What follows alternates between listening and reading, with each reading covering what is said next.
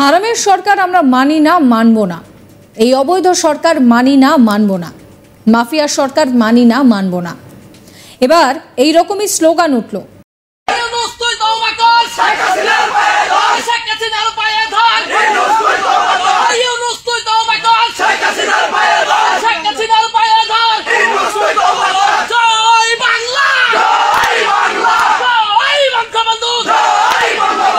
Professor Mohammad Yunus আপনি আজকে জেলে থাকতেন 6 তলার বিল্ডিং, লিফট ছাড়া, বিদ্যুৎ ছাড়া বিল্ডিং এর 6 তলায় হাসিনা আপনাকে উঠবস করাইতো, সেই দিনের কথা ভুলে যাবেন না। অথচ এখানে অনেক উপদেষ্টা দেখেছি ৭১-এর চেতনা বিক্রি করতে করতে 14ই ডিসেম্বরের শহীদদের কবর জিয়ারত করতে করতে মুখে ফেনা তুলে ফেলেছেন, কিন্তু রায়ের বাজার বধ্যভূমিতে জুলাইয়ের 114 শহীদের কবর জিয়ারত করার সময় তাদের নাই। প্রধান উপদেষ্টাকে বলছি, এই শহীদরা না থাকলে প্রফেসর মোহাম্মদ ইউনূস আপনি আজকে জেলে থাকতেন। আসিফ মাহমুদরা তলে তলে আওয়ামী লীগকে পুনর্বাসনের কাজ করছেন। এই সরকার হচ্ছে জাতীয় নাগরিক পার্টির সরকার। অনেকেই বলে নাগরিক পার্টি তো আওয়ামী লীগ নিষিদ্ধের জন্য বড় বড় সমাবেশের ডাক দিয়েছে। আমি বলেছি এরা সবচাইতে বড় ভণ্ডামিতে লিপ্ত রয়েছে। রাষ্ট্রপতি কিভাবে পালায় যায়, আপনার হচ্ছে এয়ারপোর্ট দিয়ে কিভাবে পালায় যায়?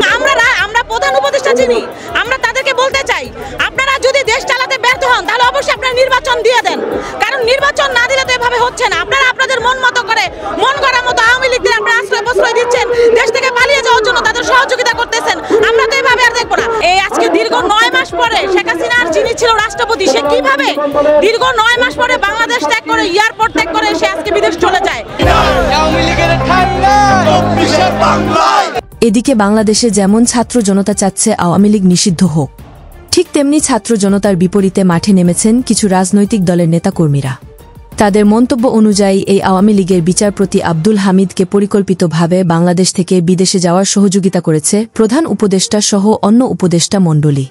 দেশের সাধারণ মানুষের একটা প্রশ্ন থেকেই যায়, যারা আজ ছাত্র জনতা থেকে উপদেষ্টাদের চেয়ারে বসেছেন তারা কি জানেন না যে এই আওয়ামী লীগের বিচারপতি আব্দুল হামিদকে দেশ থেকে সরিয়ে দেওয়ার পরিকল্পনা চলছে?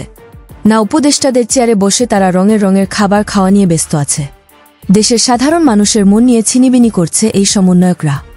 সূত্র ধরে জানা যায় ভিতরে ভিতরে আওয়ামী লীগকে পুনর্বাসনের চেষ্টা করছে কিছু চক্র, যা জানে উপদেষ্টারা। আপনারা দেখেছেন গতকাল গভীর রাতে বিগত ফ্যাসিস্ট আওয়ামী সরকারের শেখ হাসিনার রাষ্ট্রপতি খুনের আসামি অ্যাডভোকেট আব্দুল হামিদ, তাকে সরকারের কয়েকজন উপদেষ্টার প্রত্যক্ষ সহযোগিতায় সেফ এক্সিট দেওয়া হয়েছে। তিনি নিরাপদে বিমানবন্দর থেকে দিয়ে দেশ ছেড়ে তিনি পালিয়েছেন। তো এই যদি হয় অবস্থা, আর 1 মাস গেলে আমার মনে হয় আওয়ামী লীগের একজন নেতাকর্মীও আর বাইরে থাকবে না। হয় তাদেরকে সেফ এক্সিট দিবে, নতুবা বাংলাদেশে তাদেরকে পুনর্বাসন করবে। আর এই খুনি আওয়ামী লীগের সন্ত্রাসীরা যদি সেফ এক্সিট পায়, তাহলে আমরা যারা এই বিপ্লবের অংশীদার, যারা বিপ্লব ঘটিয়েছি, আমাদেরকে ফাঁসির কাস্টে ঝুলানো হবে।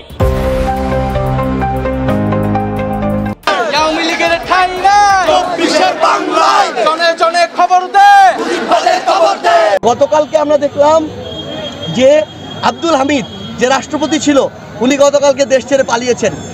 তিনি পালিয়েছেন না, তাকে পালাতে দেয়া হয়েছে। 9 মাস পরে উনি কিভাবে দেশ ছেড়ে যায়?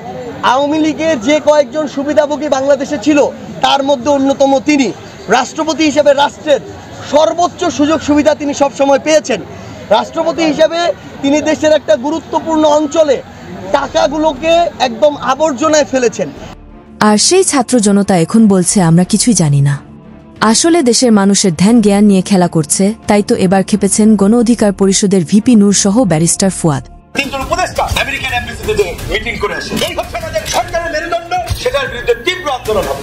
9 মাসে অন্তর্বর্তীকালীন সরকার কি কাজ করেছে, আমরা সরকারের কাছে তার জবাবদিহিতা চাই। সরকার এখন আওয়ামী লীগের পুনর্বাসন ছাড়া আর কোনো কাজ করছে না। 48 ঘন্টার মধ্যে যদি এই দামি রাষ্ট্রপতিকে ফিরিয়ে না সম্ভব হয়, তাহলে এই স্বরাষ্ট্র উপদেষ্টাকে অবশ্যই পদত্যাগ করতে হবে। সবচেয়ে আশ্চর্যজনক বিষয়, এই গণঅভ্যুত্থানের পরেও আমরা যতই নতুন বন্দোবস্তের কথা বলছি, নতুন ধারার রাজনীতি করার কথা বলছি, সবকিছুই চলছে পুরানো ধারায়।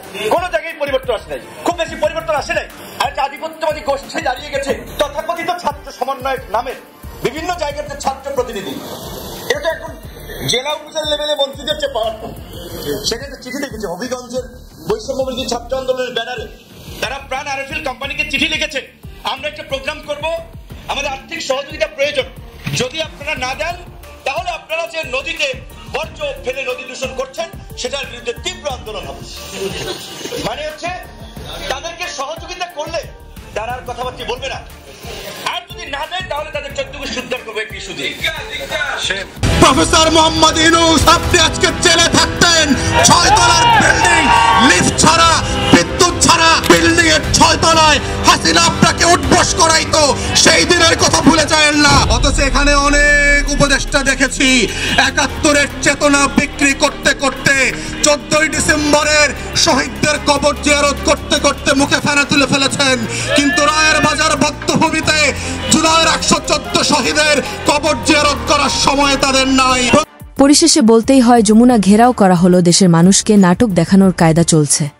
যদি এই আওয়ামী লীগকে নিষিদ্ধ করতে চায় জাতীয় নাগরিক কমিটির এনসিপির সদস্যরা, তাহলে আগামী 24 ঘণ্টায় সেটা করতে পারবে, কারণ তাদের নির্বাচন করা সরকার যদি ছাত্রদের কথাই এখন না শোনে, তাহলে কোন সরকারকে আপনারা অন্তর্বর্তীকালীন সরকার হিসাবে গণ্য করলেন, জানতে চায় দেশের খেটে খাওয়া হাজারো মানুষ। রাষ্ট্রপতি কিভাবে পালায় যায়, আপনারা হচ্ছে এই এয়ারপোর্ট দিয়ে কিভাবে পালায় যায়? আমরা প্রধান উপদেষ্টা চিনি, আমরা তাদেরকে বলতে চাই আপনারা যদি দেশ চালাতে ব্যর্থ হন তাহলে অবশ্যই আপনারা নির্বাচন দিয়ে দেন, কারণ নির্বাচন না দিলে তো এভাবে হচ্ছে না। আপনারা আপনাদের মন মতো করে মন করার মতো আওয়ামী লীগকে আপনারা আশ্রয় প্রশ্রয় দিচ্ছেন, দেশ থেকে পালিয়ে যাওয়ার জন্য তাদের সহযোগিতা করতেছেন। আমরা তো এভাবে আর দেখবো না। এই আজকে দীর্ঘ 9 মাস পরে শেখ হাসিনার যিনি ছিল রাষ্ট্রপতি, সে কিভাবে দীর্ঘ 9 মাস পরে বাংলাদেশ ত্যাগ করে এয়ারপোর্ট ত্যাগ করে সে আজকে বিদেশ চলে যায়? কার অবহেলিত কারণে? এয়ারপোর্টের অবহেলিত কারণে নাকি অন্তর্বর্তী সরকারের অবহেলিত কারণে? আপনারা জানেন তারা সেফ এক্সিটের জন্য, তারা নিজেরা ভবিষ্যতে জানে কিছু করতে পারে, এই জন্য এদেরকে সুযোগ করে দিচ্ছে এবং এরা এয়ারপোর্ট দিয়ে পালিয়ে যাচ্ছে আওয়ামী লীগের দোষরেরা। আমরা স্পষ্ট বার্তা দিতে চাচ্ছি, সেটা হচ্ছে আওয়ামী লীগ পুনর্বাসনের জন্য যদি আমাদের রাজপথে আবার নামতে হয় আমরা সেটাই নামবো, এবং এই ছাত্র জনতা সেটা গতিতেও বুঝিয়েছে 5 আগস্টে এবং আবার আগামীতেও বুঝাবে। আপনারা জানেন যে এই আওয়ামী লীগকে নিষিদ্ধ করার দাবিতে আমরা বারবার রাজপথে নামতেছি, অথচ এই বারবার রাজপথে নামার সত্ত্বেও এখন ধরে আওয়ামী লীগ নিষিদ্ধ হচ্ছে না। বড় বড় উপদেষ্টারা তারা এখনো নিষিদ্ধ করতেছে না।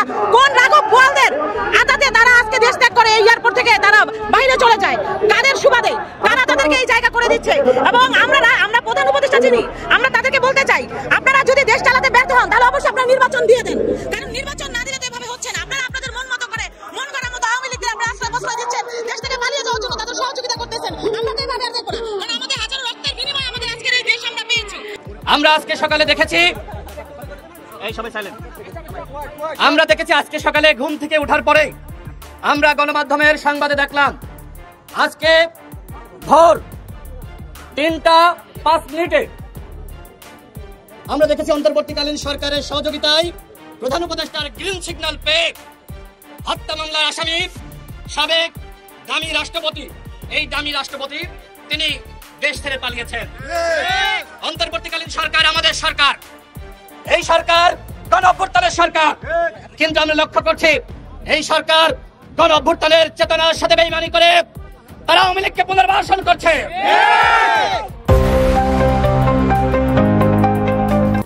কেন এই মহামূল্যবান চেয়ারের দায়িত্ব দিলেন ডক্টর মোহাম্মদ ইউনূসকে? কেনই বা এখন কোথায় কোথায় আন্দোলন করতে হয়, যমুনার মতো জায়গায় ঘেরাও করতে হয়? এসব কি সব নাটক দেখানো হচ্ছে দেশের মানুষের সাথে? এমন প্রশ্ন এখন সাধারণ জনগণের। সব নষ্টের মূল এই সমন্বয়করা। এমন মন্তব্য এখন হর হামেশায় দেখা যায় গণমাধ্যমে।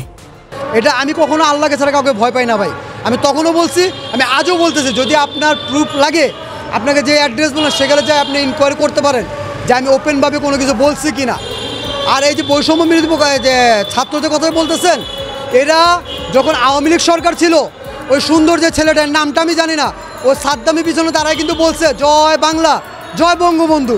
তাহলে যে ছেলে জয় বাংলা জয় বঙ্গবন্ধু বলতে পারে সে এখনও আওয়ামী লীগ ছাড়া আর কি ভালো কাজ করতে পারে এটা আমরা ভালো করে জানি। শুধু তাই না, তারা এখনও কিন্তু আওয়ামী লীগকে ইনভাইট করার জন্য আওয়ামী লীগের তেয়ার মেয়েরা কথা বলে, আপনারা শুনেন।